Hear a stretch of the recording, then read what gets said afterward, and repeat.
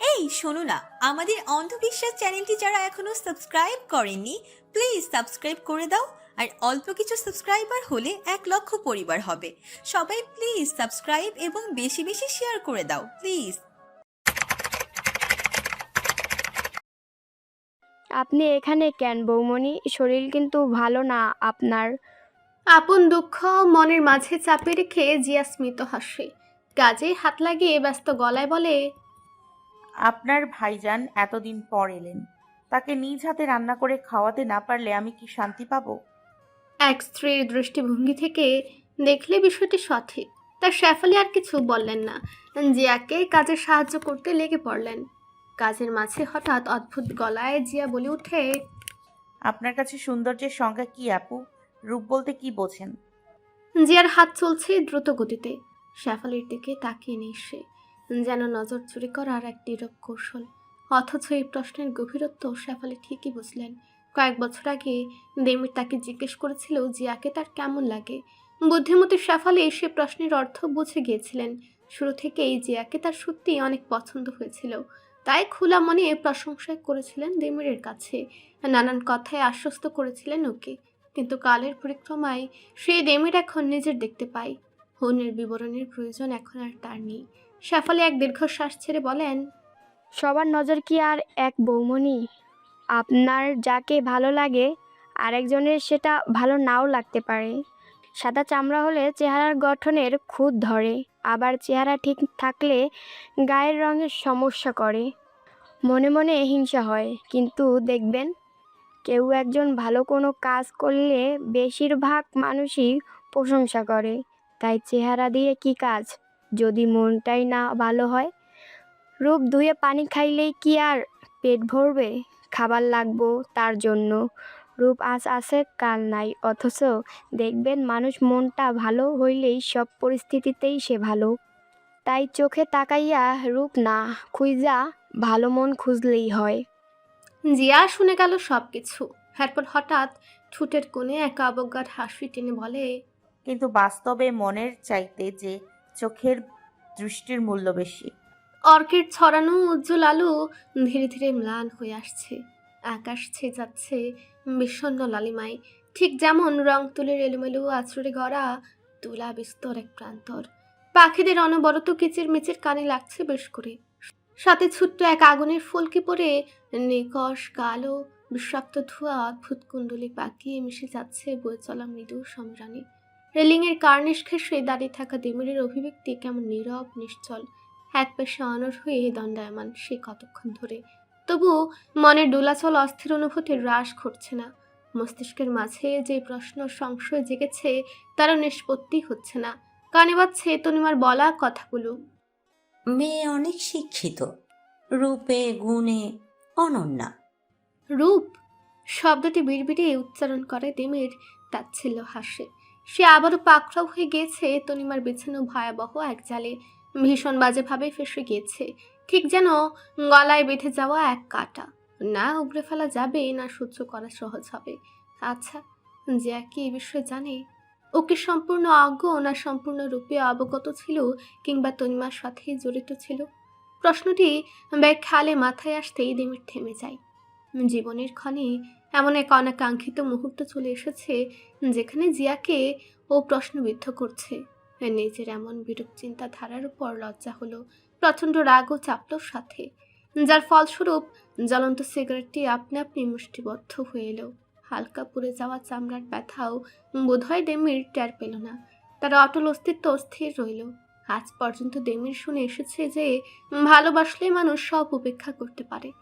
ভালোবাসার মানুষটির উপস্থিতি ছাড়া অন্য কোনো বিষয় তার কাছে গুরুত্বপূর্ণ মনে হয় না। অথচ আজ প্রথম দেখায় এতদিন পর নিজের কাছে পেয়েও কেন দেমির থেমে গেল?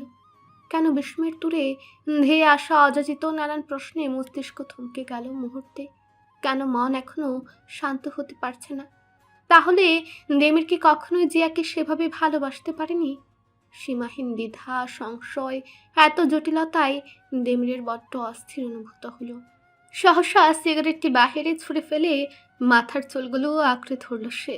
জিয়াকে কখনো অসম্মান করার কথা ভাবেনিও, নাইবা কোনো প্রশ্নের কাঠগড়ায় দাঁড় করানোর কল্পনা করেছে। ও তত জিয়াকে সর্বদা নিজের জীবনের অন্যতম স্থানে জায়গা দিতে চেয়েছে। কিন্তু মনের মাঝে এই গুমট অনুভূতি নিয়ে কিভাবে সম্ভব? এই ধারণা অনুভূতি নিয়ে ও কিভাবে শান্তিতে থাকবে? যে দেমের সারাটা জীবন অনন্য কাউকে খুঁজে এসেছে, যে কখনো আপোষ করেনি, যা এক দেখায় চোখে ধরেনি, তার উপর পুনরায় আপন দৃষ্টি নিবদ্ধ করেনি, এমনকি তার সম্পূর্ণ অস্তিত্ব উপেক্ষা অবহেলা করে গিয়েছে, সেখানে জীবনের বাকি অংশ আপন স্বভাবের বিরুদ্ধে কিভাবে কাটাবে? না চাইতেও বারংবার তুলনা চলে আসছে। আর জিয়া, ওকে তো কোনোভাবেই কষ্ট দেওয়ার কথা চিন্তা করতে পারে না দেমির। অসম্ভব। যে মেয়েটির কারণে আজ সব কিছু ফিরে পেয়েছে ও, যার অসীম ভালোবাসায় প্রতিনিয়ত প্রশান্তি লাভ করেছে, নিঃস্বার্থ সঙ্গ পেয়েছে, তাকে কিভাবে আঘাত করবেও? দেমির নিজেকে সামলায়। সব সময় আপন ইচ্ছে মতো সব কিছু ঘটে না, আমাদের মানিয়েও নিতে হয়। অন্তত সে নির্ভেজাল নাজুক পবিত্র মনটির জন্য হলেও ওকে ঠিক থাকতে হবে। বড় এক শ্বাস টেনে নিজেকে নিয়ন্ত্রণে আনে দেমির। জিয়া হয়তো ওয়াশরুম থেকে বেরিয়ে ওকে খুঁজেছে, তখন অবশ্যই খেয়াল করেছে যে ও সিগারেট টানছে। দেমিরের ভীষণ আফসোস হলো। এর আগে মাঝে মধ্যে হঠাৎ এই কাজ করলেও জিয়ার অনুপস্থিতিতে করত, যদিও জিয়া সহজেই বুঝে যেত, কিন্তু দেমিরের সংযম দেখে খুশি হতো। অথচ আজ এতগুলো মাস পর তাদের দেখা হওয়ার পরপরই দেমির এরূপ জঘন্য কাণ্ড করে বসল। নিজের উপর বিতৃষ্ণায় মাথা ঝাঁকায় দেমির। ওকে সবটা সামনে নিতে হবে, পরম যত্নে আগলে নিতে হবে। মন মস্তিষ্ক বদ্ধপরিকর হতেই ও বেরিয়ে পড়ে ব্যালকনি থেকে। তবে যেতে যেতে কঠিন এক বাস্তব প্রশ্ন খুব করে হানা দেয় ওর অন্তঃকরণে। এটা কি আদৌ ভালোবাসা না নিছক কৃতজ্ঞতাবোধ? অথচ মনুষ্য জাতি বরাবরই ভীষণ অকৃতজ্ঞ। বিষণ্ণতায় ডোবা মন নিয়ে কাজে হাত চালাচ্ছিল জিয়া। শরীর প্রচণ্ড দুর্বল হওয়ায় ভীষণ ঘাম ঝরছে, মাথাটাও ঝিমঝিম করছে কেমন যেন। কাজটুকু সাফালিকে বুঝিয়ে দিয়ে ও ঘরে যেতে পারত, তবে সেই ইচ্ছেটাই মরে গিয়েছে। কষ্টের পরিধি বৃদ্ধি পাবে, তাই দূরে দূরে আছে। বলহীন হাতটি চালিয়ে কোনো মতে খুন্তি নাড়ছিল সে। তন্মধ্যই সে চিরচেনা গলার আওয়াজ মিলে ঠিক সে একই গর্জন তুলে নিয়ন্ত্রণহীনভাবে নিরবিচ্ছিন্ন স্বরে একটি নামেই ডেকে যাচ্ছে, লিলি। এই লিলি, কোথায় তুমি? জিয়া কিছুটা হতভম্ব হয়ে গেল। মানুষটা ওকে সত্যি খুঁজছে। আরই মাঝে জিয়ার সন্ধানে দেমির চলে এসেছে রান্নাঘরে। সম্মুখে জিয়াকে উন্মুখ হয়ে তাকিয়ে থাকতে দেখে ও কপট মুখ গম্ভীর করে মাথা নাড়ায়। সহসা জিয়াকে কাঁধ গলিয়ে আঁকড়ে ধরে ধমকের সুরে বলে, তুমি না অসুস্থ, রান্নাঘরে কি করো? আশ্চর্য। হতভম্ব জিয়া যান্ত্রিক স্বরে বলে, আপনার জন্য রাঁধছিলাম। ঘেমে নিয়ে একাকার হয়ে গিয়েছে, শরীর যে কতটা দুর্বল সেটা দেখছো না? এরূপ যত্নশীল প্রশ্নে জিয়ার মনটা ফের নরম হয়ে আসে। নিজের তরফ থেকে সাফাই গাইতে বলে, আপনি? অতিরিক্ত কোনো কিছুই কিন্তু ভালো নয় জিয়া। জিয়া হাসি মুখে কিছু একটা বলতে গিয়ে থেমে গেল। কানে বাজলো জিয়া নামটি। সম্পূর্ণ স্থির হয়ে গেল। ওর মনে পড়ে না বিয়ের পরে এমন কোন দিন এসেছে কি যখন দেমিরকে ও এই নামেই ডাকতে শুনেছে। দেমির বলতো তার স্ত্রী অনন্যা। অন্যরা ওকে যেই নামে ডাকে সে নামে ও কেন ডাকবে? অথচ আজ সেই নিয়ম স্বয়ং দেমিরে ভেঙেছে। দেমির হয়তো ভুলে গিয়েছে মস্তিষ্ক আপন মতে চললেও অবচেতন মনের উপর কারো জোর নেই। সে অনাকাঙ্ক্ষিত রূপে সময়ে অসময়ে নিজেকে প্রকাশ করে ক্ষান্ত হয়। তবে ধিমের সদা এক সুপরামর্শই দিয়ে গিয়েছে জিয়াকে। এই মুহূর্তেও সেই কথাটি সে বলল, অতিরিক্ত কোনো কিছুই ভালো নয়। ঠিক তেমনই অতিরিক্ত কাউকে ভালোবাসা উচিত না। নতুবা ছোট্ট এক রদ বদলে জিয়ার মনটা এমন করুণভাবেই পড়ছে কেন? সব কিছু কেন মিথ্যে ঠেকছে? হে যে দেমির, হে কৃত্রিম ব্যবহার, এটাও অসহনীয় লাগছে। দেমির কি বোঝে না যে জিয়ার চোখ ফাঁকিও কখনোই দিতে পারবে না? যাও ফ্রেশ হয়ে এসো, এরপর আর কোনো কথা নেই, শুধু বিশ্রাম নিবে। ভাবনার গভীরত্বে কখন যে ঘরে চলে এসেছে সে খেয়ালই নেই। জিয়া শুধু অনুভূতিহীন যন্ত্রের ন্যায় মাথা নাড়ালো। এরপর ধীরে কদমে চলে গেল ওয়াশরুমে। মুখের উপর দরজা বন্ধ হতেই নেমিরের ঠোঁটে ঝুলতে থাকা ক্ষীণ হাসির রেখাটুকু মিলিয়ে যায় এক লহমায়। নিজেকে কেমন ক্লান্ত লাগছে এখনই। রাত 9টা পেরিয়ে গিয়েছে সময়। আজ বহু বছর পর নিজের সে ঘর বাদে খাওয়ার জন্য নিচে নেমে এসেছে দেমির। বিলাসবহুল সুদীর্ঘ কাচের তৈরি ডাইনিং টেবিলের একদম মুখ্য চেয়ারে সে জায়গা করে নিয়েছে। সত্যি বলতে অনুভূতিটি দারুণ। সুস্থ স্বাভাবিক জীবনে দেমিরকে ফিরতে দেখে জিয়াও প্রশান্তি অনুভব করলো। অল্প সময় হলেও দেমিরের পছন্দসই খাবারের ব্যবস্থা ঠিকঠাকই জিয়া করে নিয়েছে। নিজের দগ্ধ মনকে একপাশে সরিয়ে এখন সে পুরোই দেমিরের সেবায় মনোযোগ দিয়েছে। অথচ সেখানে ও নিজে অসুস্থ। দেমিরের নিকটে দাঁড়িয়ে স্মিত হেসে প্লেটে এক এক করে খাবার তুলে নিল। কোনো সংকোচ ছাড়াই ভাতে হাত ডুবিয়ে দিল। সুন্দর মতন এক লুকমা দেমিরের পানে তুলে দিতে গেলেই ও খেয়াল করলো দেমির কেমন দ্বিধা নিয়ে তাকিয়ে আছে। মুখে জড়তার ভাব স্পষ্ট। জিয়া ভ্রু কুঁচকে বলে, কি হয়েছে? তোমার কষ্টের দিন শেষ। দেমির কাষ্ঠ হেসে বলে, তবে আবু জিয়ার মাথায় কিছুই খেলে না। সে ফির বলে, কি হয়েছে? গত 2 মাস থেকে আমি নিজ হাতেই খাচ্ছি। প্লেটে চলতে থাকা জিয়ার হাত তৎক্ষণাৎ থেমে যায়। সহসা দৃষ্টি হয় নত। নিজের হাতে থাকা লুকমার দিকে তাকিয়ে থাকে স্থির দৃষ্টিতে। শুধু এক সময় থেমে থেমে বলে, এতে আমার কোনো কষ্ট ছিল না। দেমির কিছু বলে না সে প্রসঙ্গে। এক দীর্ঘশ্বাস ছেড়ে জিয়া দেমিরের জন্য অন্য প্লেটে পুনরায় খাবার তুলে দেয়। দেমির খেতে গিয়েও থেমে যায়। জিয়ার দিকে তাকিয়ে চিন্তিত স্বরে বলে, আমি খাইয়ে দিব? তোমার শরীর খারাপ করছে না? এই প্রশ্নের বিপরীতে জিয়ার উচ্চ স্বরে হাসতে ইচ্ছে করল। সত্যি ইচ্ছে হলে প্রশ্ন করা লাগে না, অধিকার থাকলে অনুমতির প্রয়োজন পড়ে না। জিয়া মাথা নাড়িয়ে শুধু বলে, না। আচ্ছা। দেমির সায় জানিয়ে খাওয়ায় মনোযোগ দিল। একসময় বলল, এখন থেকে আর তুমি এসব রান্না করো না। জিয়ার গলা দিয়ে খাবার নামছিল না। একে তো অরুচি, উপরন্ত মনের কষ্ট। শুধু আঙুলগুলো নৈশব্দে প্লেটে নাড়িয়ে চলছিল। এরূপ কথা শুনে ও মুখ তুলে তাকিয়ে বলল, রান্না ভালো হয়নি? ভালো হবে না কেন? আসলে আমি ভাবছি মেইনটেনেন্সে যাব। কাল থেকে অফিস জয়েন করব, পুরো দমে কাজে ব্যস্ত হয়ে পড়ব, তো তাই আমাকে একটা হেলদি লাইফ লিড করতে হবে। ঠিক করেছি জিমেও যাব নিয়মিত। আচ্ছা। জিয়ার মনে পড়ে যায় 1 বছর আগের কথা।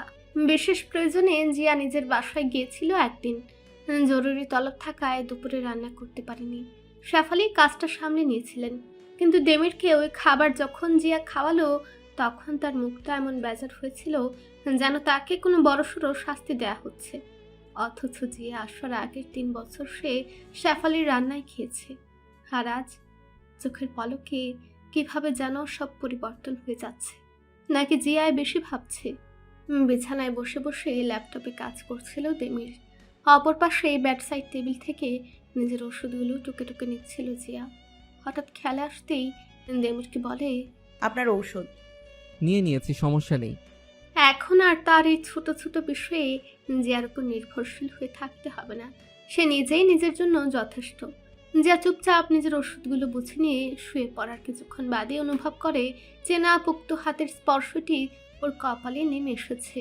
নরম আদরে ধীরে ধীরে বুলিয়ে দিচ্ছে সে। জ্বরের প্রকোপে সত্যি অসহনীয় মাথা ব্যথা হয় জিয়ার।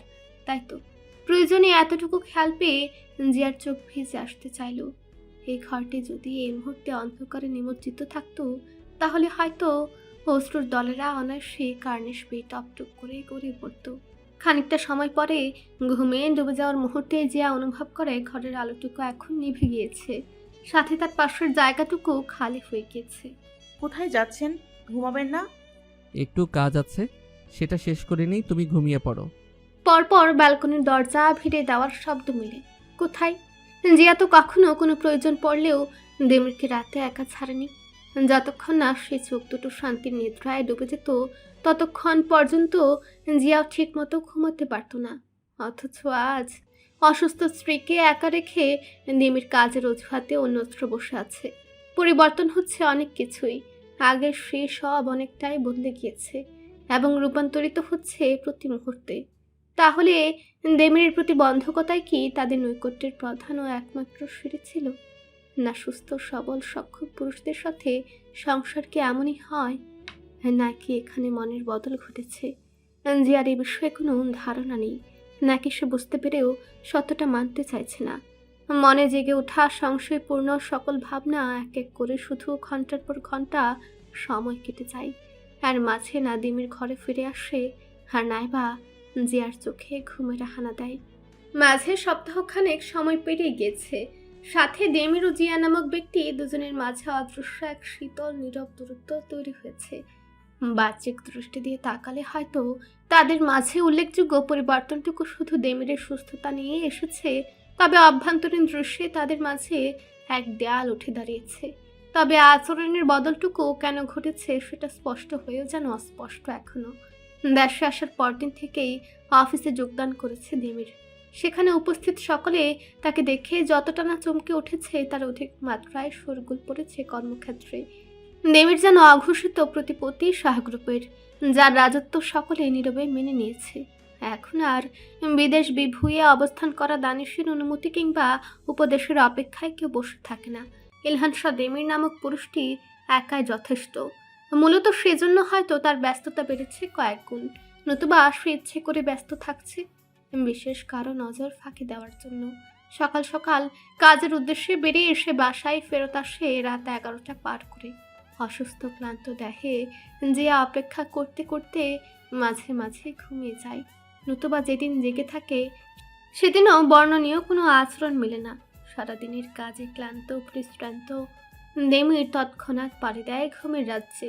দুজন এক বিছানায় থাকলেও মাঝে যেন দুজন দুজন দূরত্ব বসবাস করে। একসময়ে প্রাণে মুখরিত এই কক্ষটি এখন সারাক্ষণই গুমট বিষণ্ণ নিস্তব্ধতায় ঘেরা থাকে, যেখানে এক রমণীর হাহাকার মিশ্রিত দীর্ঘশ্বাস ছাড়া আর কোনো শব্দ বাক্য প্রতিধ্বনিত হয় না। গতকাল রাতে বাড়ি ফিরতে আরো বেশি দেরি হয়ে গিয়েছিল, রাত প্রায় 1টার কাছাকাছি। কিছু বিশেষ এমপ্লয়ীদের সাথে ডিনার করেছে দেমির। মূলত তার পক্ষ থেকে এই আয়োজনটি ছিল। তথাপি সুপ্তিতে দেরি হওয়ায় বেশ বেলা করেই দেমিরের ঘুম ভেঙেছে। উঠে যখন ঘড়িতে নজর পড়ল তখন তার চক্ষু চরক গাছ। দ্রুত বিছানা থেকে নেমেই উতরিখড়ি করে তৈরি হয়ে নেমেছে। কিছু গুরুত্বপূর্ণ ফাইল নিয়ে অফিস ব্যাগটা গোছাতে হবে। জিয়ার সামনে চুপটি করে বসেছিল। দেমিরের তাড়া দেখে ও নিজ থেকে একবারে সাহায্য করতে এলো। যেসব দায়িত্বে এখনো পরিবর্তন হয়নি এই কাজটিও তার অংশ। তুমি ডেকে দিবে না আমাকে? রাতে অনেক দেরিতে ঘুমিয়েছিলেন, তাই ভাবলাম। দেখো না, প্রতিদিন 9টায় বেরিয়ে পড়ি আমি, সেখানে এখন 11টা বাজতে চললো। মিনিমাম কমন সেন্স তো মানুষের থাকে। দেমিরের কণ্ঠে স্পষ্ট বিরক্তি। জিয়া সেটি নীরবে দেখে গেল, কিছু বলল না। যার সাধারণ জ্ঞান বোধটুকু নেই তাকে কি আর মুখ ফুটে কথা বলার সাজে? মুখে পানির ছাপটা পড়তেই দেমির তাজা অনুভব করলো। সাথে মস্তিষ্ক একটু জেগে উঠতেই বুঝলো জিয়ার সাথে একটু রূঢ় আচরণই করে ফেলেছে সে, অথচ মেয়েটা ওর সুবিধার জন্যই চুপ ছিল। দেমিরের আফসোস জাগলো, তবে এর সংশোধন ওর হাতে নেই। মুখে নিঃসৃত শব্দ আর যাই হোক ফেরত নেওয়া যায় না। পরে তৈরি হয়ে ঘর থেকে বেরিয়ে যেতেও পিছু ফিরে এলো দেমির। জিয়া তখন মাথা নত করে আপন ভাবনায় বিভোর ছিল। তখন টুপ করে কপালে এক মিষ্টি স্পর্শ করতেই জিয়া চোখ তুলে তাকাই। দেমির স্মিত হেসে বলে, কাজের ফাঁকে তোমাকে একটু সময় দেওয়া হচ্ছে না? চিন্তা করো না, সবটা একটু স্থিতিশীল হলেই আমি সুযোগ বের করে নিব। এরপর দুজন মিলে ট্যুর দিব, একটু ধৈর্য ধরো। প্রত্যুত্তরে জিয়া কিছু বলল না, শুধু একটু হাসলো। তাতে দেমিরের হাসি আরো প্রশস্ত হলো। রমণীর মন রক্ষা হয়েছে ভেবে নির্ভার মনে অফিসের উদ্দেশ্যে চলে গেল। জিয়াকে আশ্বস্ত করলেও ও নিজেই জানে যে সেই অবসর সময়টুকু অন্তত এখনই আসছে না, হয়তোবা ওই আনার চেষ্টা করবে না। 10 তলা থেকে 8 তলায় আসতেই লিফট থেমে গেল। দরজা খুলতেই দেখা মিলল ঘৃণ্য এক চেহারার। বরাবরের মতোই পরিপাটি প্রশংসনীয় সাজে তনিমা দাঁড়িয়ে। দেমির এক ঝলক তাকে নজর সরিয়ে নিয়েছে। মানুষের কাছে এই অনিন্দ সুন্দরী নারীকে অপূর্ব লাগলেও ওর কাছে অত্যন্ত নিকৃষ্ট থাকে। সমস্ত শরীর এক অনলের তাপে চিরবিরিয়ে ওঠে। ঠিক এতটাই ঘৃণা করে এই নারীটিকে। তনিমার মাঝেও দেমিরকে দেখতে পাওয়ায় বিশেষ ভাবাবেগ লক্ষ্য হলো না, মূলত নিজেই দিল না, স্বাভাবিকভাবেই লিফটে প্রবেশ করলো। এতে দেমির যথাসম্ভব দূরে সরে দাঁড়ালো, একদম কাছের গা ঘেঁষে, যেন এই আগন্তুকের অস্তিত্বই ওর কাছে বিষধর। সেটি লক্ষ্য করে তনিমার গা জ্বলে উঠল। অতঃপর কিছু একটা মাথায় আসতেই তির্যক হেসে স্ল্যাশের স্বরে দেমিরকে জিজ্ঞেস করলো, বউ কেমন লাগলো দেখে? আচমকা এহেন প্রশ্নে দেমির তৎক্ষণাৎ জ্বলন্ত চোখে তাকালো ওর দিকে, যা লক্ষ্য করে শব্দ করে হাসলো তনিমা। পরপর থেমে গিয়ে হাত মুষ্টিবদ্ধ করে শক্ত গলায় বলে, একদিন তুমি আমায় বড্ড অহংকার নিয়ে বলেছিলে, আমার স্ত্রীর সামনে তোমার সমস্ত যোগ্যতা হবে মূল্যহীন। তার সাথে নিজের তুলনা করতেও কুণ্ঠিত বোধ করবে তুমি। অথচ দেখো, আজ সময়ের ফেরে তোমার স্ত্রী আমার নখেরও যোগ্য না। না আছে রূপ, আর না আছে আমার মতো শিক্ষাগত যোগ্যতা, আর নাইবা সামাজিক অবস্থান। তোমার সেই অহমিকাকে আমি ভেঙে চুরে মাটিতে মিশিয়ে দিয়েছি। কেমন লাগলো আমার উপহার দেমির? গ্রাউন্ড ফ্লোরে চলে এসেছে লিফট। তনিমা আর কিছু না বলে সোজা বেরিয়ে গেছে। অথচ দেমিরের মস্তিষ্কে এখন প্রখর অপমানের অগ্নিশিখা জ্বলছে।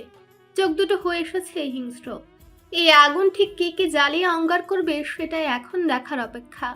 বেগড়ে যাওয়া মন মেজাজ নিয়ে অফিসে এসেছে আজ দেমির। মুখবয় বড্ড থমথমে ও শীতল তার অভিব্যক্তি। যে জরুরি কাজের জন্য এত তাড়াহুড়ো ঘর থেকে বেরিয়েছিল সেটাও এখন অব্দি করেনি। ফারদিনকে দিয়ে অন্য কোম্পানির লোকদের আজ আসতে মানা করে দিয়েছে।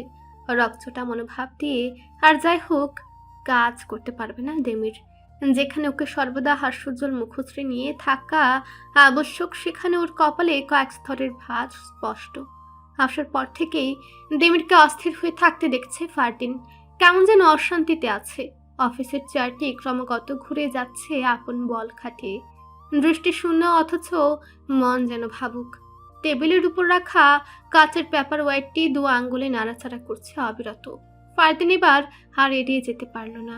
উদ্বিগ্ন চিত্তে প্রশ্ন করেই বসলো, ভাইয়া, আপনি কি কোনো বিষয় নিয়ে অনেক চিন্তিত? ফারদিনের কণ্ঠস্বরে দেমিরের একাগ্র ধ্যান ভাঙে। ভঙ্গিমা এমন যেন মাত্র এই জগতে ফিরেছে সে। বার কয়েক চোখের পলক ঝাপটে নিজেকে সামলে নিয়ে দেমির মৃদু গলা খাকারি দিয়ে ফারদিনের উদ্দেশ্যে বলে, ভুল বলনি। আমি কি কোনোভাবে সাহায্য করতে পারি? না বলতে গিয়েও থেমে গেল দেমির। মাথায় হঠাৎ করে একটি নাম ঘুরপাক খেল। সে ব্যক্তির কাছে নিজের সকল সংশয় ও জিঘাংসা জবাবও নিশ্চয়ই পাবে। সেই পারবে দেমিরের মনে চলা দোলাচলের মীমাংসা করতে। দেমির উৎসুক হয়ে বলে, এখনই বিল্ডিং 2-তে চলে যাও ফারদিন।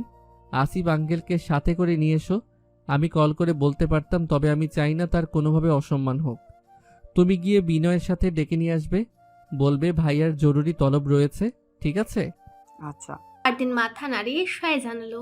যদিও দেমিরের সকল প্রকার আদেশ ও নির্নিমেষ পালন করে, তবে এই আসিফ নামক মধ্যবয়সী লোকটিকে ওর পছন্দ নয়। ও জানে দানিশ ও দেমিরের পুরো পরিবারের মৃত্যুর পর এই লোকটাই সব সামলেছে। তবু তার ভাবসাব ফারদিনের সন্দেহপূর্ণ ঠেকে। উপরন্ত যখন দেমিরের চোখের দৃষ্টি ছিল না, তখন অঢেল সুবিধাভোগের তালিকায় এই ব্যক্তি অন্যতম ছিল। ও তো এও শুনেছে যে দানিশকে ব্যবসায়িক কাজে এই লোকে কুমন্ত্রণা দেয়। অফিসে থাকলে কর্মচারীদের নানান আলাপ আলোচনায় অনেক কিছুই আসলে পাঁচখান হয়। ফারদিনও সেভাবেই জানা। যদিও তৃতীয় পক্ষকে মুখ্যম কোনো প্রমাণ বলা যায় না, তবু ফারদিনের অবচেতন মন ওকে নেতিবাচক অনুভূতি দেয়। তবে দেমির যে এই বিষয়ে পুরোপুরি অজ্ঞ তা মানতে নারাজ ফারদিন। দেমিরের সূক্ষ্ম মস্তিষ্ক ও তীক্ষ্ণ দৃষ্টি অবশ্যই এটা এড়িয়ে যাওয়ার কথা নয়। নাকি পুরনো বিশ্বস্ততার কারণেই সে সত্যি লোকটিকে ভরসা করে, কে জানে। আজ জিয়ার ৪র্থ বর্ষের ফাইনাল পরীক্ষার ফলাফল প্রকাশের দিন। সবসময় জিয়া অত্যন্ত পরিমাণে বিচলিত থাকে এই দিনটিতে। পরীক্ষায় সে বরাবরই অসাধারণভাবে কার্যকর হলেও মনের মাঝে থাকা ভয়টুকুর নিষ্পত্তি ঘটে না। গত 2 বছর দেমির জিয়াকে সঙ্গ দিয়ে গিয়েছে এরূপ চিন্তিত পরিস্থিতিতে। নিরলস সাহস জুগিয়েছে। সবসময় কবে ফলাফল আসবে অনবরত এই প্রশ্ন করে জিয়াকে অস্থির করে তুলত। ফারদিনকে আগে থেকেই রোল রেজিস্ট্রি নম্বর পাঠিয়ে তৎপর করে রাখত। অথচ আজ জিয়ার পাশে তার উপস্থিতি মাত্রও নেই। এমনকি সে তো জানেই না আজ ফলাফল প্রকাশের দিন। জিয়াকেও সে অবকাশ দেয়নি যে ও তাকে জানাবে। তবে আজ মনের মাঝে ফলাফল প্রাপ্তির চিন্তার চেয়ে দেমিরের অনুপস্থিতিটি তাকে বড্ড বেশি পোড়াচ্ছে। কেমন নিজেকে অসহায় নিঃসঙ্গ মনে হচ্ছে। জিয়ার অন্তঃপটে প্রশ্ন জাগে, সে কি সত্যি এরূপ অবহেলার যোগ্য? মস্তিষ্ক অভিমানের বাড়াচালে আটকা পড়তে গিয়েও নম্র মনের প্ররোচনায় থমকে গেল। কোমল সে একবার ভাবল দেমিরকে একবার জানিয়ে দেখুক, এরপর যা হয় তা দেখা যাবে। দ্বিধা দ্বন্দ্ব মন নিয়ে জিয়া কল করে দেমিরকে। দেমির তখন বিক্ষিপ্ত মন মেজাজ নিয়ে আসিফ সাহেবের অপেক্ষায় ছিল। তন্মতো জিয়ার কল দেখেও রাগটা আরো একটু মাথা চাড়া দিয়ে উঠল। সকালে তনিমার বলা কথাগুলো ফের কানে বাজতে শুরু করলো উচ্চ আওয়াজে। মোবাইলটি মুষ্টিবদ্ধ করে তুলে নিল। ওর ইচ্ছে ছিল কলটি কেটে দেওয়ার, তবে ভুলে সেটি রিসিভ হয়ে গেল। ও ক্রোধে চিরবিড়িয়ে কানে ঠেকালো মোবাইলটি। জিয়া সাবধানে স্বরে জিজ্ঞেস করলো, আপনি কি ব্যস্ত? দেমের কপাল কুঁচকে বিরক্ত প্রকাশ করতে বলল, অফিসে এসে তো আর বসে রইনি। এতটা রূঢ় জবাব! জিয়ার কণ্ঠ রুদ্ধ হয়ে এলো। একবারে কিছু বলার ইচ্ছেটা অব্দি এখন তেতো ঠেকছে। চুপ করে আছো কেন? যা বলার দ্রুত বলো। আপনি যেহেতু ব্যস্ত তাহলে পরে কথা বলি। জিয়া সহসায় কল কেটে দিল। কেউ ওর জন্য বিরক্ত বোধ করছে, কিন্তু ও তবু সেখানে লেগে থাকবে এরূপ মানবোধহীন মানুষও নয়। অবিশ্রান্ত চেহারায় ঘন আধার নামলো। মনটা বেশি উঠল করুণভাবে। এই পরিবর্তন, এই পরিস্থিতি, ও বদলে যাওয়া মানুষটাকেও কিভাবে আপন করে নিবে আবার? হারিয়ে যাওয়া সুখ কি খুঁজে পাওয়া যাবে পুনরায়? অথচ মূল প্রশ্ন এখানে ওর আত্মসম্মানের। বিষণ্ণ মনের ভাবনার সুতো কাটে মোবাইল আগত বার্তার টুংটাং শব্দে। জিয়া স্ক্রিনে তাকাতে দেখে তার বান্ধবী তাইবার তাকে একটি সংবাদের লিঙ্ক পাঠিয়েছে। আসন্ন বিসিএস পরীক্ষার আবেদনের তারিখ ও তথ্যাবলী।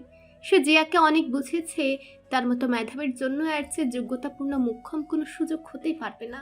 অথচ প্রত্যেকবারই জিয়া কঠোরভাবে না করে গিয়েছে। দেমিরের তাকে নিয়ে ছিল ভিন্ন কিছু স্বপ্ন। তাছাড়াও দেমিরকে রেখে ও অন্য কিছু করার কথা কখনো ভাবতেও পারত না আগে। অথচ মনে হচ্ছে ওকে নিয়ে দেমিরের আজ সে শুভেচ্ছাগুলোতেও খুব অল্প সময়েই ধুলোর আস্তরণ জমেছে। তাই অন্যের ছায়াতলে হারিয়ে না গিয়ে নিজের জন্য কি তাহলে এবার অন্তত জিয়ার ভাবা উচিত? আসিফ সাহেব কিছুটা ভীত সন্ত্রস্ত হয়ে বসে আছেন। তার মাঝে চাপা অস্থিরতার অনেকটা স্পষ্ট। ভদ্রলোকের বয়স 50-এর কোঠা ছাড়িয়ে বেশ কিছুদিন। দেমিরের কেবিনের সোফায় এই মুহূর্তে তিনি অবস্থান করছেন। এরই মাঝে পিয়ন এসে চায়ের কাপগুলো সেন্টার টেবিলে রেখে দিয়ে বেরিয়ে গেল। প্রাথমিক আলাপচারিতা শেষ করে দেমির এবারে মূল কথা আরম্ভ করার জন্য বলল, চা নিন আঙ্কেল। ভদ্রলোকের হয়তো মনে মনে ইচ্ছে ছিল এক গ্লাস ঠান্ডা পানি নিয়ে শুষ্ক হয়ে আসা গলাটা একটু ভিজিয়ে নিতে, কিন্তু দ্বিধায় জড়িয়ে সেটা বলতে অক্ষম হলেন তিনি। শুধুমাত্র একটু শুকনো হেসে তুলে নিলেন চায়ের কাপটি। দেমির অবশ্য কোনো দিকেই ভ্রুক্ষেপ করল না। তার লক্ষ্য নিজের কৌতূহল মিটিয়ে নেওয়ার। সকল প্রশ্নের জবাব পেয়ে নিজেকে একটু শান্ত করতে চায় সে। ও অন্তত এতটুকু বিশ্বাস করে আসিফ তাকে কখনো মিথ্যা বলবেন না।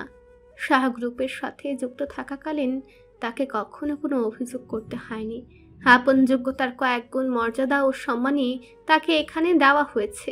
তবে সময়ের ফেরে লোকটার আচরণে পরিবর্তন এলেও দেবীর মানে এখনো অভয় শাহের নীতির বিরুদ্ধাচরণ করার ইচ্ছে তার নেই। আর দেবীরকে ঠকানো অর্থাৎ তাকে অসম্মান করা। আঙ্কেল, আমার কিছু প্রশ্নের জবাব চাই। গরম ধোয়া ওঠা চা বোধ হয় মাথার তালুতে উঠে যেত, তবে নিজেকে কোনো রকমের সামলে নিয়েছেন তিনি। মন বলছিল গুরুত্বপূর্ণ কোনো কাজ ছাড়া দেমির তাকে ডাকবে না। তাই তো শঙ্কিত হলেও ওনাকে আসতে হয়েছে এখানে। পরিস্থিতি স্বাভাবিক দেখাতে তিনি স্মিত হেসে বলেন, হ্যাঁ বাবা, বলো কি জানতে চাও? এই যাত্রায় দেমিরের অনুভূতি অত্যন্ত নাজুক হয়ে উঠল। যদি বিরূপ কিছু শুনতে হয় ওকে, এমন কিছু সত্য যা জানলেই দেমির ঠিক থাকতে পারবে না। তবু নিজেকে ধাতস্থ করে দেমির গম্ভীর স্বরে বলল, আমার বিয়ের জন্য আপনি জিয়াকে নির্বাচন করেছেন, তাই না? হ্যাঁ, যদিও আমি সেটা চাইনি। আফসোসের স্বরে আসিফ প্রত্যুত্তর করলেন। দেমিরের ভ্রু কুঁচকে এলো। সুন্দিগ্ন গলায় প্রশ্ন করে, কেন? জিয়াদের মতো হতদরিদ্র পরিবার কি আর তোমাদের সাথে যায়? হতদরিদ্র? হ্যাঁ, সেটাই তো। তনিমা বৌমা বলল, গরিব ঘরের মেয়ে খুঁজে দেখতে। বড়লোক উচ্চবিত্ত পরিবারের মেয়েরা নাকি তোমার অবস্থার কথা শুনে বিয়ে করতে রাজি হবে না। তাই পরিস্থিতি বুঝে আমার এক ছোটবেলার বন্ধুর মেয়ের কথা জানালাম, ওই জিয়া। কিন্তু প্রয়োজনে যে সবাই সুযোগ সন্ধানী হয়ে ওঠে সেটা আমি ভুলে গেছিলাম। কি বলতে চাচ্ছেন আঙ্কেল? অবাক হয়ে বলে দেমির। আসিফ হতাশর ভান করে বলেন, আমার বন্ধুর অ্যাক্সিডেন্ট, এক পায়ে সক্ষমতা চলে গিয়েছিল। তখন জিয়া মেয়েটাই পরিবারের হাল ধরেছিল একা। কিন্তু যখন শুনলো এত বড় ঘর থেকে বিয়ের প্রস্তাব এসেছে, তাও ছেলে অন্ধ, তখনই পেয়ে বসলো। তার বাবার চিকিৎসার মূল্য চাই বিয়ের বিনিময়ে। তনিমা বৌমাও ভালো মানুষ, মানা করেনি, ভাবলো সাহায্য করে দিক।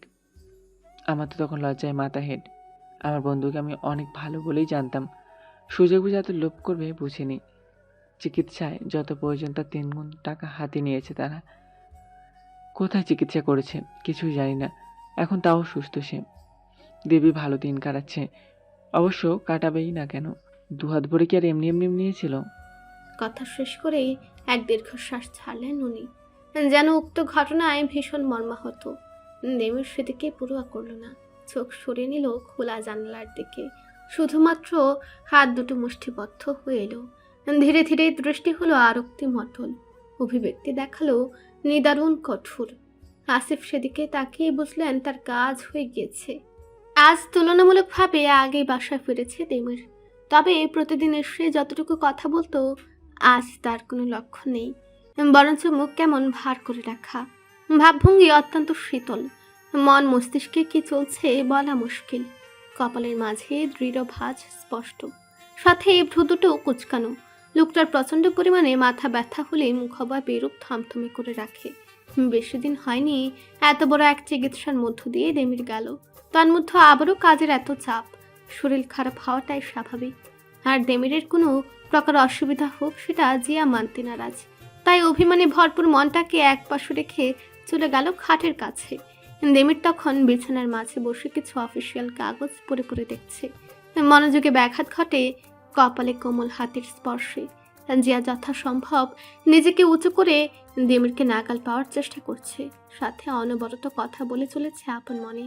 নিজের ওপর এত চাপ দিলে হয়? কদিন হলো সুস্থ হয়েছেন, নিজেকে কাজের ভিড়ে হারিয়ে ফেলেছেন পুরোপুরি।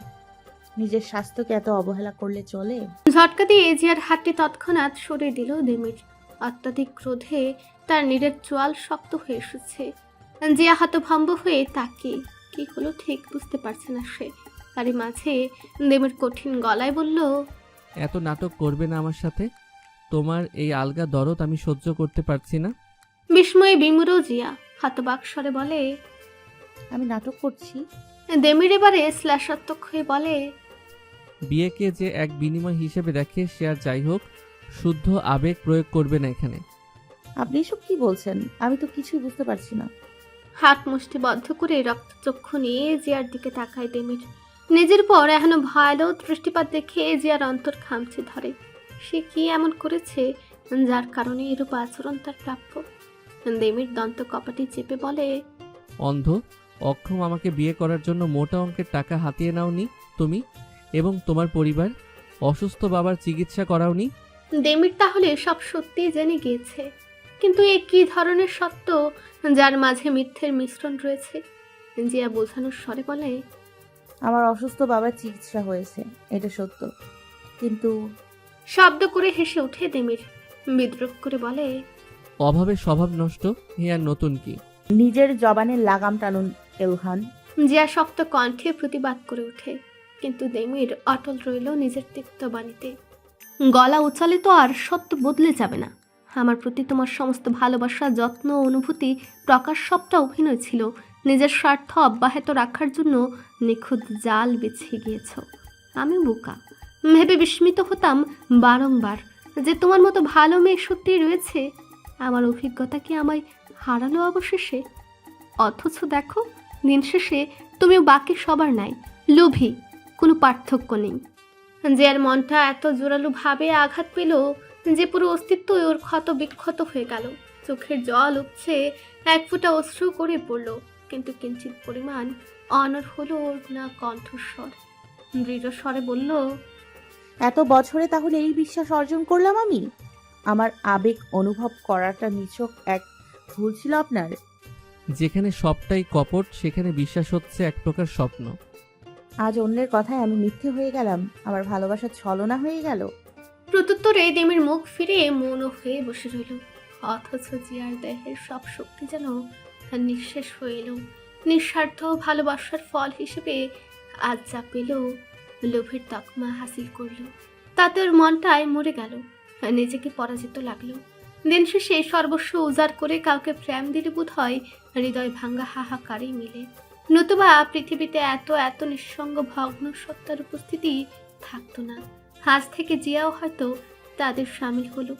সেও এখন ভালোবাসায় হারিয়ে যাওয়া এক পথিক। সবকিছু কেমন থমকে আছে। নিঃশব্দে থাকা শব্দের জুড়ে যে দুজন মানবের সংযোগে একসময় হৃদয় দুলে উঠত, মনে খুশির বান ছলকে উঠত, সে একই দুজনের উপস্থিতি আজ গুমোট আবহাওয়ার সৃষ্টি করেছে। কেউ একজন অভিযোগের পাহাড় গড়ে তিক্ত, অন্যজন হেরে যাওয়া ব্যক্তির ন্যায় দিশেহারা। ঠিক কতক্ষণ যাবৎ যে আজ স্থবির হয়ে বসে আছে তার ইয়ত্তা নেই। ওর পুরো পৃথিবীটাই যেন থমকে গিয়েছে। জীবন তাকে এহেন করুণ এক পর্যায়ে নিয়ে এসেছে, এটা তার বিশ্বাস করতে নিদারুণ কষ্ট হচ্ছে।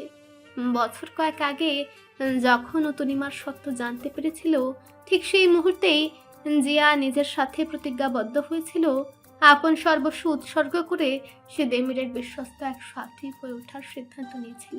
মনের সব একনিষ্ঠ আবেগ অনুভব উজাড় করে দিবে মানুষটার জন্য। অথচ আজ সময়ের ফেরে স্বয়ং জিয়া এবং তার ভালোবাসা মিথ্যুক সাব্যস্ত হলো, হয়ে উঠল ছলনাময়ী। আচ্ছা, আজ যদি ও তথাকথিত রূপবতী এক রমণী হতো, তাহলেও কি দেমিরে একই প্রতিক্রিয়া দেখাতো? সে কি একবার জিয়ার সাথে কথা বলে সবটা পরিষ্কার করতে পারতো না? আসলে যাকে চোখে লাগে না তাকে মনেও ধরে না, আর যার প্রতি আমাদের অনুভূতি কাজ করে না তাদের মনের খবরও আমরা রাখি না। সেই মনোভাবের পরোয়া করি না, তাদেরকে গুরুত্ব দেওয়ার প্রয়োজন বোধ করি না। তাই তো দেমিরও তৃতীয় পক্ষ থেকে যা শুনেছে তাই মেনে নিয়েছে। জিয়াকে নিয়ে এক দণ্ড ভাবেনি। যদি আজ পরিস্থিতি ভিন্ন হতো, তাহলে কি দেমিরের কপালে বিরক্তি প্রকাশের সেই স্পষ্ট দৃশ্যমান ভাঁজগুলো থাকতো? আচরণে অবহেলা, দৃষ্টিতে হীনতা ও শব্দে তিক্ততা বিরাজ করত? জিয়ার অন্তঃপর তৎক্ষণাৎ তার উত্তর পেয়ে যায়। আজ আর তারা চুপ থাকে না। জিয়া তার সমস্ত প্রশ্নের জবাবগুলো এক এক করে পেতে থাকে। মস্তিষ্কে গভীর ভাবনারা জাল বোনা শুরু করে দেয়। হঠাৎ হাওয়া জোরালো এক শব্দে জিয়া চমকে ওঠে। ব্যালকনি থেকে ঘরে ফিরেছে দেমির। শব্দটা মূলত অতিরিক্ত বল প্রয়োগ করে দরজা লাগানোর জন্য হয়েছে। আবারও শব্দে অথচ সরব কর্মে জিয়াকে বুঝিয়ে দেওয়া হলো তার উপস্থিতি লোকটা অপছন্দ করছে, অসহনীয় ঠেকছে তার কাছে। কিন্তু জিয়ার মনস্পটে স্পষ্ট পুরনো মুহূর্তগুলো ভাসে। কদিন পূর্বেও সে জিয়ার সান্নিধ্য ছাড়া এক পল শান্তি পেত না। কাজ অকাজ, ব্যস্ত অলস কিংবা কলরব নীরবতা, সব পরিস্থিতিতেই সে জিয়াকে পাশে পেতে অস্থির হতো। প্রয়োজন পড়ালে বুঝি মানুষটাও গণনার বাহিরে চলে যায়। জিয়ার দিকে না তাকিয়েই বিছানায় ল্যাপটপ ও মোবাইল এক প্রকার ছুড়ে দিয়ে ওয়াশরুমে চলে যায় দেমির। জিয়া শূন্য চোখে তাকিয়ে রয়। তবে তখনই হঠাৎ করে দেমিরের মোবাইলে ক্ষীণ শব্দ হয়। জিয়ার চোখ চলে যায় সেখানে। মোবাইল স্ক্রিন জ্বলজ্বল করছে। হয়তো দেমির সেটা বন্ধ করতে ভুলে গিয়েছে। মোবাইলের মেসেজ ট্যাব চালু করে রাখা। নিক নামটি হেডিংয়ে দেখা যাচ্ছে। কিছুক্ষণ আগেই দেমির একটি বার্তা পাঠিয়েছে তাকে। Coming to England, I am flying tomorrow. সেটারই ফিরতে জবাব এসেছে এইমাত্র। I can't believe this. Finally, our friends gonna be complete dumbfounded. I will keep your Everval a secret. Let's surprise them. জিয়ার নজর সরে না সেখান হতে। দেমির তাহলে আগামীকাল ইংল্যান্ডে যাচ্ছে, কিন্তু একটিবারও জিয়াকে জানানোর প্রয়োজন বোধ করেনি। বরঞ্চ আজ সকালে অফিসে যাওয়ার আগে ওকে বলে গেল, এখন যে কাজে ভীষণ চাপ, একটু সময় হচ্ছে না, তাই তো জিয়ার প্রতিও মনোযোগ দিতে পারছে না। অথচ এখন বন্ধুদের জন্য তার সময় হয়েছে। নাকি হঠাৎই এই তৎপরতা জিয়া নামক মেয়েটির থেকে দূরে যাওয়ার এক অজুহাত মাত্র?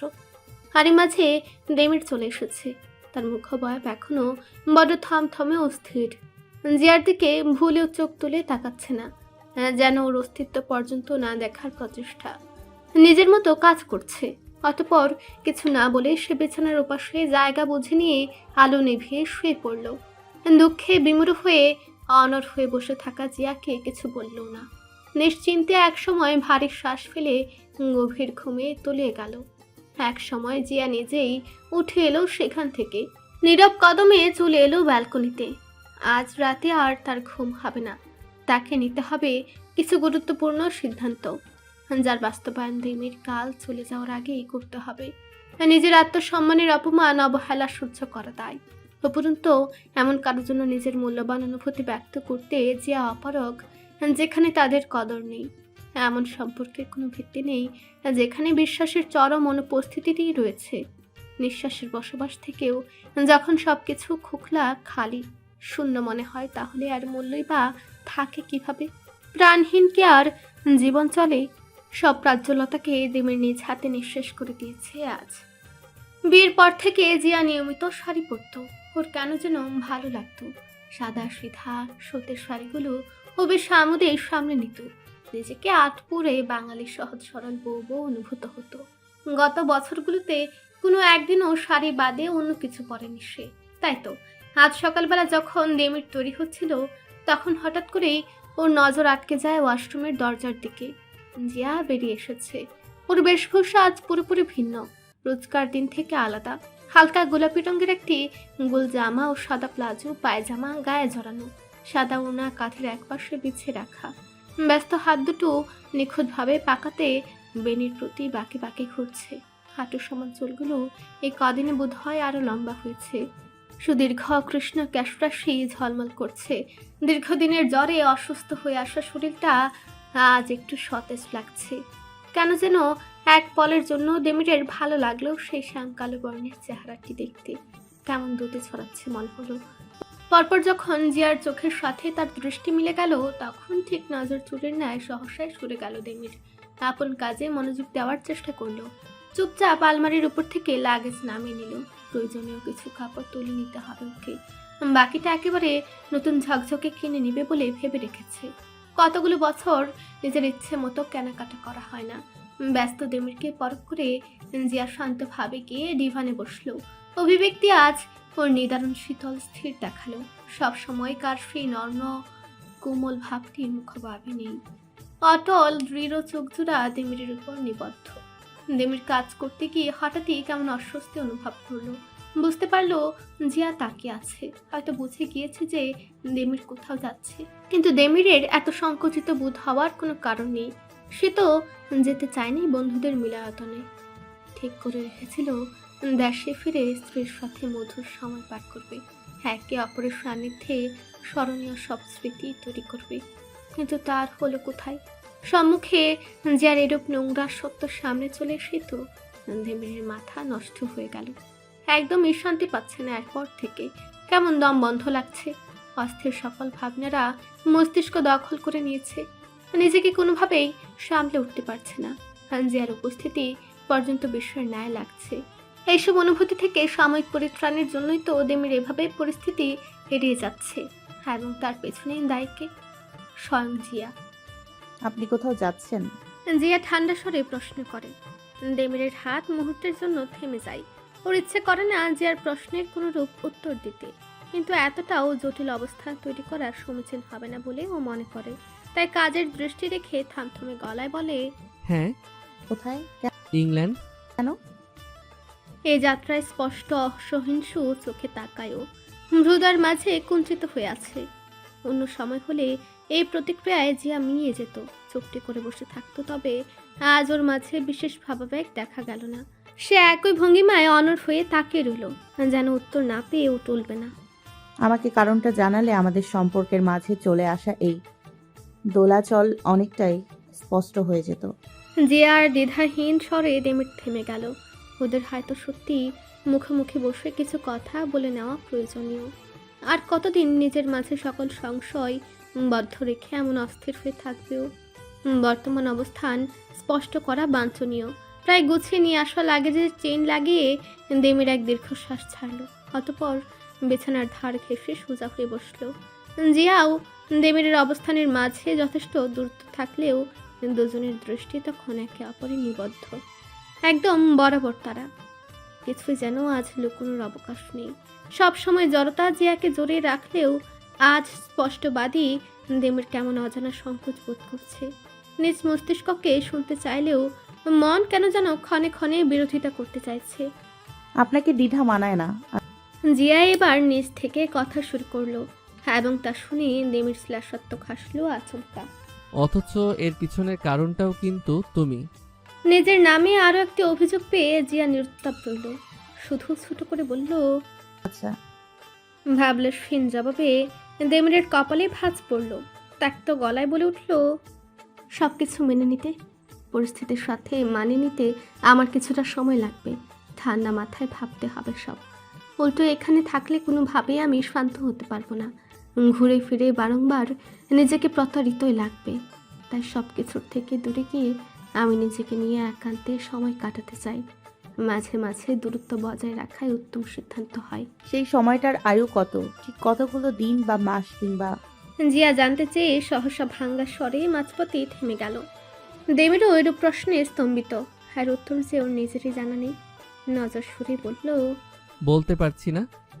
প্রত্যুত্তরে জিয়া ক্ষীণ হেসে ওঠে, চমকপ্রদ সুরে বলে, যাকে প্রথম দেখায় কুৎসিত লাগে তার প্রতি সহস্রবার দৃষ্টি পড়লেও কখনো মুগ্ধতা কাজ করবে না।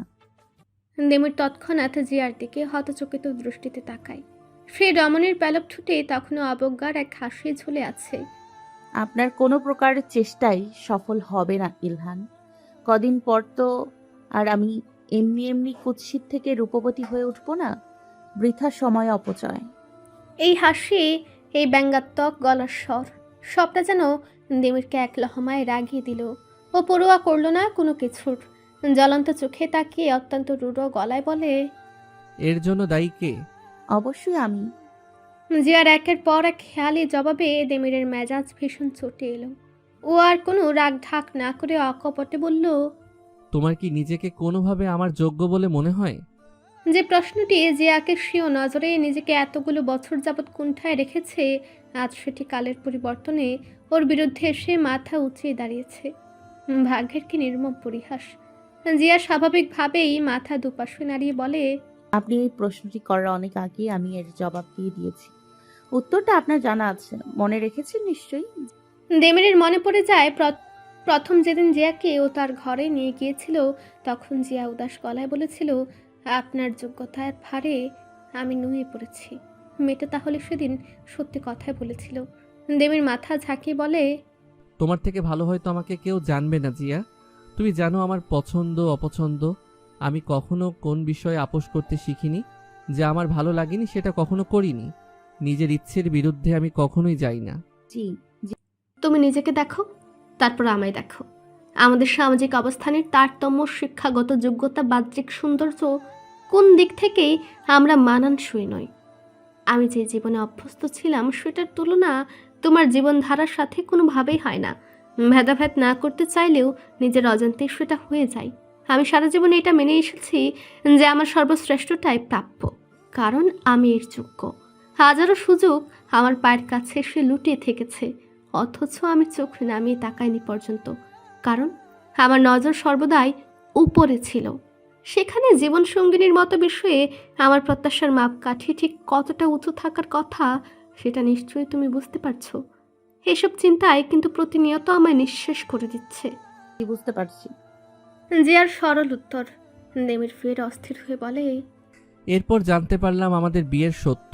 তোমার এবং তোমার পরিবারের আসল রূপ চেনার পর থেকে সত্যি বলতে আমার আর রুচি হচ্ছে না। At the end all I know that I don't deserve this, not at all. আমার সাথে তোমরা সবাই মিলে বিশ্বাসঘাতকতা করেছ। তুমি কোনোভাবেই আমার যোগ্য নও, না বাহির থেকে আর নাই বা ভেতর দিয়ে। জিয়া শূন্য দৃষ্টিতে চেয়ে চেয়ে শুনল সবটা। দেখল সেই মানুষটার অসহনীয় মুখখানি। তারপর ধীর গলায় বলল, আমার সকল অনুভূতি, ভালোবাসা, আপনাকে দেয়া আমার দাগহীন শুদ্ধ প্রেম, সব কোনো কিছুই আপনার কাছে গুরুত্বপূর্ণ নয়। সেগুলো কি আদৌ সত্য ছিল জিয়া? তাদের অস্তিত্ব পবিত্র হলে আমি কেন তাহলে আর অনুভব করতে পারছি না? তোমাকে কেন এখন আর আপন লাগে না? দেমির যেন নিজে উত্তর জানার জন্য মরিয়া। ওর অন্তঃস্থল ভীষণ পীড়ায় ভুগছে। যে মেয়েটা ওর পুরো নিঃশ্বাস জুড়ে ছিল, আজ তার প্রতি হঠাৎ করে এত বিতৃষ্ণা চলে আসলো কেন? ভালোবাসতে কি সত্যি কোনো না কোনো এক কারণের প্রয়োজন পড়ে? যদি তাই, তাহলে একই নিঃস্বার্থ উপাধি কেন দেওয়া হয়েছে? কোনো উত্তর পায় না দেমির। আপনি আমায় কখনো ভালোবাসতে পারেননি। আমার আনুগত্য, বাধ্যতা, সরলতা ও আপনার প্রতি পালন করা দায়িত্ববোধের প্রতি আপনি কৃতজ্ঞ ছিলেন। আমার সঙ্গ আপনার একাকিত্ব দূর করত, সেজন্য আপনি আমায় কদর করতেন। আর এখন সময়ের ফেরে আজ যখন আমার প্রয়োজন আপনার জীবনে ফুরিয়ে এসেছে, উপরন্তু আমার বাহ্যিক সৌন্দর্যে আপনি মুগ্ধ হননি, ঠিক তখনই আপনার মন বিরোধিতা শুরু করে দিয়েছে। তাই শেষে সে আপনার একাগ্র সত্তা সে সকল বাধ্যকতাকে পরাজিত করে ছেড়েছে। জিয়া হয়তো ভুল কিছুই বলেনি, এরকমটাই হয়তো ঘটেছে। সত্যি স্বীকার করে নিন, আমার আপনার প্রতি কোনো অভিযোগ নেই। দেমির এক্ষেত্রে মন রইল, মাথা নোয়ানোর মানুষও নয়। জিয়া নিস্পন্দ গলায় আবার বলে, আপনায় আমি একটা প্রশ্ন করেছিলাম অনেক আগে। আমি যেভাবে আপনার অপূর্ণতাকে মেনে নিয়েছি, সেভাবেই সময়ের প্রয়োজনে যদি একদিন আপনারও আমার কোনো এক খুঁতকে গ্রহণ করতে হয়, তাহলে কি আপনি আমায় মেনে নেবেন? আজ সে একই প্রশ্নটি আজ আবারও আপনার দরবারে হাজির করলাম আমি। জিয়া যেন আজ পাহাড় সম অবিচল, তার দৃঢ়তা ও মনোবলকে আজ কেউ ভ্যাদ করতে পারবে না। দেমিরের কেমন নিজেকে নিঃশক্তি মনে হচ্ছে। ও এক বড় করে নিঃশ্বাস ছেড়ে বলে, আমি মানতে পারছি না। জিয়ার ঠোঁটের কোণে এক দুর্বোধ্য হাসি ফুটে ওঠে, যা অবলোকন করে দেমিরের শ্বাস রোধ হয়ে আসতে চায়। ও সইতে না পেরে তৎক্ষণাৎ নজর সরিয়ে নেয়। সে কাজল কালো চোখের অদম্য বলের বিপরীতে দেমির আজ ভীষণ দুর্বল। আমাকে আবারও সেই আগের মতো কল্পনা করতে পারবেন কি, যেখানে আমি ছিলাম আপনার সবচাইতে পছন্দের কেউ? খোলা চোখে কল্পনা করা যায় না জিয়া, তাই হয়তো তখন পছন্দ করতাম আর এখন পারছি না। হাজার চেয়েও আমার দ্বারা এ হচ্ছে না। জিয়া উঠে দাঁড়ায় সহসা, কদমে কদমে এগিয়ে যায় সম্মুখে। নিস্তব্ধতায় ঘেরা ঘরটিতে শুধুমাত্র দেমিরের ভারী নিঃশ্বাসের আওয়াজ কানে লাগে। আচমকা নিরেট পুরুষালী গালে কোমল হাতটি নেমে আসে। বল খাটিয়ে নত মুখটি নিজের দিকে ফেরায় জিয়া। এরূপ কর্মকাণ্ডে দেমির হত বিহ্বল হয়ে তাকায়। জিয়া সে থমকে যাওয়া দৃষ্টিতে নিজের অনুভূতির শূন্য আঁখি মেলে বলে, যেখানে আমার অনুভূতিদের সঠিক মূল্যায়ন হয় না, সে অপাত্রে আমি দান করতে নারাজ। যার যোগ্যতার মাপকাঠি বাহ্যিক অবস্থান, তার মতো অন্তঃসার শূন্য ব্যক্তিকে আমি আমার নিখাদ ভালোবাসা দিতে চাই না। আপনার দৃষ্টিতে আমি যেমন হ্যাঁ, আমার চোখে আজ থেকে আপনি তার থেকেও নিচু স্তরে পড়ে গেলেন। আমারও এখন থেকে আপনাকে আমার স্বামী ভাবতে কষ্ট হবে। তড়িৎ গাল থেকে হাত নামিয়ে নেয় জিয়া। পার্থব চোখ দুটো অন্যত্র স্থাপন করলো। ঘুরে দাঁড়ালো উল্টো পিঠে। দেমের হতবাক হয়ে তাকিয়ে। ওর মতন অহংকারী ও আত্মগৌরবে ভরপুর পুরুষের এহেন প্রত্যাখ্যান শরীরে নিগুড় অপমানের তীর হয়ে বিঁধল, যা ওকে গভীরভাবে আহত করে তুলল। চোখে নেমে এলো অসীম ক্রোধের লালিমা। এক ঝটকায় উঠে দাঁড়িয়ে দাম্ভিক স্বরে বলে, তাহলে তো এই বিয়ে রাখারই কোনো প্রয়োজন নেই, কি বলো? জিয়া আর নড়ল না। নাইবা দেমিরের দিকে আর ফিরে তাকালো। দেমির থামে না। বজ্র নিনাদি স্বরে অহং নিয়ে বলে উঠে, আজ থেকে আমি ইলহান শাহ দেমির তোমায় স্ত্রী হিসেবে মানি না। এই সম্পর্ক থেকে তোমাকে মুক্ত করা হলো। দেমির খুদ আর কথা বাড়ল না। রাগে তার সমস্ত শরীর দাও দাও করে জ্বলছে। সবকিছু কেমন ধ্বংস করে দিতে মন চাচ্ছে। শক্ত চেহারা হিংস্র দেখাচ্ছে। ও ভারী কি পায়ে লাগেজ তুলে নিল। ঘর থেকে বেরিয়ে যাওয়ার পূর্বে জিয়ার দিকে না ফিরেই বলল, আমি দেশে আসলে অফিসিয়াল ব্যবস্থা গ্রহণ করা হবে। দেমির বেরিয়ে গেছে। হে যাত্রায় জিয়ার চোখে পলক পড়ল। আরক্তিম হয়ে আসা চোখ দুটো থেকে কয়েক ফোঁটা অশ্রু গাল গড়িয়ে নেমে গেল। নিশ্চল পা টেনে টেনে ও গিয়ে দাঁড়ালো জানালার কাছে। পর্দার আড়ালে দাঁড়িয়ে দেখলো ইলহান নামক লোকটা, যে হয়তো একটু আগেও তার স্বামী ছিল, সে এখন এই মুহূর্তে তাকে সারা জীবনের জন্য পরিত্যাগ করে চলে যাচ্ছে। যে আজ বুঝতে পারছে সে মধ্যরাতে দেমির যখন আমেরিকার উদ্দেশ্যে রওনা হচ্ছিল, তখন কেন ওর এমন লাগছিল যেন তার ইলহান আর ফিরে আসবে না। সত্যি বলতে তার একান্ত ব্যক্তিগত ইলহান সত্যি আর ফিরে আসেনি। সেই বিদেশ বিভুঁয়ে তার অস্তিত্বের অবসান ঘটেছে এবং জিয়ার ভাবনাকে সত্য প্রমাণ করতে সে এসেছিল এখানে। জিয়াকে প্রতি মুহূর্তে বুঝিয়ে দিতে যে তার ইলহান হারিয়ে গিয়েছে।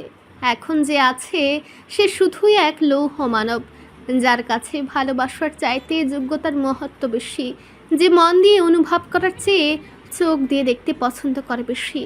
দেমিরের গাড়ি মূল ফটক পেরিয়ে যেতে জিয়া চলে আসে। আলমারি খুলে নিজেকে আপাদমস্তক কালো আবরণে জড়িয়ে নেয়। পরপর ড্রয়ার খুলে হাতে তুলে নেয় তার জমানো একান্ত কিছু টাকাগুলো, যেগুলোর সবটাই তার বৃত্তি থেকে এসেছে। একবার অবহেলিত দৃষ্টি তুলে দেখে তার মোবাইলটি, যেটা ব্যাড সাইড টেবিলের পড়ে আছে। এটাও দেমিরের দেওয়া, যার উপর জিয়া কোনো অধিকার ফলাতে চায় না। মোবাইলটি বন্ধ করে টেবিলের ড্রয়ারে রেখে দেয়। অতঃপর চারপাশে মায়া জড়ানো নজর বুলিয়ে বেরিয়ে আসে ঘর থেকে। একবার ইচ্ছে করলো দেমিরের ওই ঘরটিতে গিয়ে সব কিছু একটু ছুঁয়ে আসতে, অতি যত্নের রত্নগুলো চোখের দেখা দেখে আসতে, কিন্তু নিজেকে আটকালো। অনধিকার চর্চা ওকে মানায় না। মনে বাসনা জাগে ফুল গাছগুলোর ঘ্রাণ মন ভরে টেনে নিতে, কিন্তু সেই সুবাসে নিশ্চয় এখন আর প্রশান্তি মিশে নেই, আছে কেবলই তিক্ততা। নিজের সবটা দিয়ে আগলে রাখা এই সংসার আজ থেকে আর ওর নয়। এজন্যই হয়তো বলে, মায়া বাড়ালে শুধু কষ্টই মিলে। বিচ্ছেদের দুঃখ হয়। নিচে বসার ঘরে শেফালি ছিলেন, হয়তো উপরে আসতেই চাচ্ছিলেন। জিয়াকে নামতে দেখে বলেন, আরে ভাবিমণি, কই যান? ভাইজানও দেখলাম ব্যাগ ট্যাগ নিয়ে কই যেন গেল। এই একজন মিষ্টি মানুষটার জন্যই জিয়া পরম মায়া অনুভব করে। বড় বোনের মতো আগলে রেখেছে ওকে। জিয়া নিশ্চয়ই তাকে জোরেই ধরল। শেফালি কিছুটা অবাক হলেন, হঠাৎ কি হলো? কিয়ৎক্ষণ পরে তাকে ছেড়ে দিয়ে জিয়া বলে, আপনার ঠিকানার খোঁজে বেরিয়ে যাচ্ছি আপা। এগুলো কি বললেন বৌমণি? এটা তো আপনার বাড়ি। না, যার বদৌলে এরা আমার ছিল, আজ সেই আমার অস্বীকার করেছেন। শেফালি সহসা আর্তনাদ করে উঠলেন। এইসব আপনি কি বললেন বৌমণি? ভাইজান এটা কেমনে করলো? জিয়া কথা বাড়ায় না, শেফালির হাত দুটো আগলে নিয়ে বলে, আপনি ভালো থাকবেন আপা, নিজের যত্ন নেবেন। শেফালি জিয়াকে ধরবে বা কিছু বলবে এর আগে দ্রুত পা চালিয়ে বের হয়ে যায়ও, যেন পালানোর প্রচেষ্টা। শেফালি পিছু ছুটিও অসফল হন। লিফটের দরজা বন্ধ হয়ে গিয়েছে তখন। ফিরে এসে শেফালি বিমূঢ় হয়ে দাঁড়িয়ে থাকেন এই রিক্ত বাড়িটিতে, যার প্রাণটি এই মাত্রই চলে গেল একে ত্যাগ করে। জিয়া যখন তার বাবার বাসায় গিয়ে পৌঁছালো, তখন দিনের আলো ফুরিয়ে এসেছে। জিয়ার পুরাতন ঠিকানা থেকে এখানের দূরত্ব কেবল ঘন্টা খানেকের। তবে অস্থির উদ্ভ্রান্ত মন নিয়ে বাবা মার সম্মুখে হাজির হতে চায়নি জিয়া। নিজের দুঃখ ব্যর্থতা ক্লেশ সব কিছুই আপন মাঝে দাফন করতে চেয়েছে। যেখানে ওর নিজেকে শক্ত রাখতে হবে, নির্দিষ্ট করা লক্ষ্যে ও পদে অবিচল থাকতে হবে, সেখানে অন্যের সান্ত্বনা উল্টে দুর্বল করে দেওয়ার কাজ করবে, যা ও একদমই চায় না। নিজের এই কষ্টগুলো উজাড় করে নয়, বরঞ্চ বুকের মাঝে লালন করে তাদের লেলিহান শিখায় রূপান্তর করবে সে, যার বারান্ত উত্তাপ ও প্রজ্জ্বলতা ক্রমে ক্রমে জিয়াকে অনশক্তি সঞ্চার করে যাবে। লৌহ মানবের দেওয়া গভীর গহন ক্ষতগুলো ও জিয়ে রাখবে। এই ব্যথা ও কখনো ভুলতে চায় না। প্রতিবারই যখন নিজেকে ক্লান্ত অনুভূত হবে, তখন এই পীড়াওকে দৃঢ়তার দিকে টেনে নিয়ে আসবে। সারাদিন একান্তে নিবিড়ে ব্যয় করে এভাবেই নিজেকে সামনে নিয়েছে জিয়া। কারোর সামনে ভেঙে পড়তে চায় না ও। অসহায়, অবহেলিত, পরিত্যক্ত নামকহীন শব্দগুলো নিজের নামের সাথে জুড়তে তার ভীষণ আপত্তি। সেজন্য কিছু সিদ্ধান্তও সে নিয়েছে। এখন সে উদ্দেশ্যে কাজ করার পালা। আগের বাসাটি পরিবর্তন করা হয়েছে। এখানকার পরিধি তুলনামূলক বড় রয়েছে। জিয়ার বাবা সুস্থ হয়ে ওঠার পর থেকে পারিবারিক অবস্থার অনেকটাই উন্নতি সাধন হয়েছে। কলিং বাজতেই জিয়ার মা ব্যস্ত ভঙ্গিতে দরজা খুলতেই মেয়েকে দাঁড়িয়ে থাকতে দেখে চমকে ওঠেন। বিশেষ প্রয়োজন কিংবা তলব ছাড়া জিয়া কখনো বাসায় আসে না। উপরন্তু দেমির যখন চিকিৎসার জন্য বিদেশে গিয়েছিল, তখনও জিয়া সেখানে বেশি দিন থাকতে পারেনি, চলে গিয়েছে ফিরে। তীব্র জ্বর ওকে সম্পূর্ণ কাবু করে নিলেও এবারের মুখোশই হয়নি, তাই তার অবাক হওয়াটা বেশ স্বাভাবিক। বিস্ময়ের মাঝে মেয়েকে আগলে নেন নাজমা। জোরে ধরে ঘর অভিমুখী হয়ে উত্তেজিত স্বরে বলেন, তুই বলে আসবি না? আমি একটু আয়োজন করে রাখতাম আমার মাটার জন্য। মায়েরা বুঝি এমনই হয়, অতল স্পর্শী মায়া মমতার ভাণ্ডার। সন্তানকে কিভাবে সারাটা দিবেন সর্বাবস্থায় সে চিন্তা মাথায় ঘুরপাক খায়। জিয়া স্মিত হেসে পাল্টা মাকে দুহাতে বেঁধে নিয়ে বলে, আমি আছি এখানে, তোমার যা করার করো, পরে সময় বুঝে। সত্যি শুনছি আমি? বিয়ে হওয়ার পর থেকে তো বাবার বাসা চিনোই না তুমি। কবির হাসান কিয়ৎক্ষণ পূর্বেই অফিস হতে ফিরেছেন। এই অসময়ে মেয়েকে দেখে তিনিও অবাক হয়েছেন। তাই তো যখন শুনলেন মেয়ে তার আজ থাকতে এসেছেন, তখন উনিও হতবাক হয়েছেন। বাবার কথা শুনে জিয়ার মুখে হাসি মুছে গেলেও কাউকে কিছু বুঝতে দিল না ও। সোফার উপর বসে মুখ অনাবৃত করতে করতে বলে, এবার চলে আসলাম তো, বেশ জ্বালাবো কয়দিন। আমার লক্ষ্মী মাটা যেটুকু আমাদের জ্বালাবে সেটা খুব ভালো করে জানা আছে। জিয়ার বাবার আবেগী কথায় জিয়ার মায়ের চোখে পানি চলে আসলো। মধ্যবিত্ত পরিবার হলেও আপন সন্তানদের অনেক ভালোবাসা দিয়ে বড় করেছেন ওনারা। বিশেষ করে জিয়া প্রথম সন্তান হওয়ায় ওর প্রতি থাকা টানটা একটু বেশি প্রবল। মেয়েটা দূরে থাকে বিধায় তাদের মনে সর্বদাই প্রচুর আফসোস কাজ করে। ঘর মন সব কেমন রিক্ত শূন্য মনে হয়। মেয়েরা অন্যত্র চলে গেলে মনে হয় প্রাণটাই হারিয়ে গিয়েছে। হাত মুখ ধুয়ে নে, আমি এখনই শরবত নিয়ে আসি। নাজমা ছুটলেন মেয়ের আপ্যায়নে। ভাবভঙ্গি তার অল্পতেই চঞ্চল হয়ে উঠেছে। কি ভীষণ তৎপরতা! ফ্রিজ থেকে দৃষ্টি সরিয়ে কবির সাহেব মেয়ের মাথায় সস্নেহে হাত বুলিয়ে দেন। প্রত্যুত্তরে জিয়াও স্মিত হাসে, অথচ সুস্মিতার হাসিতে আজ সেই প্রাঞ্জলতা অনুপস্থিত। কেমন আধারিয়া গুমুট। বাবার মন খুব করে লক্ষ্য করলেন তারতম্যটি, তবে এই মুহূর্তে কিছু বললেন না তিনি। গুরুত্বপূর্ণ বিষয়কে সর্বদাই প্রয়োজনীয় সময়টুকু দিতে হয়। নিয়মিত ভালোবাসার গল্প শুনতে এবং পড়তে আমাদের অন্ধবিশ্বাস চ্যানেলটি সাবস্ক্রাইব করে পাশে থাকা বেল আইকনটি ক্লিক করুন। ধন্যবাদ সবাইকে।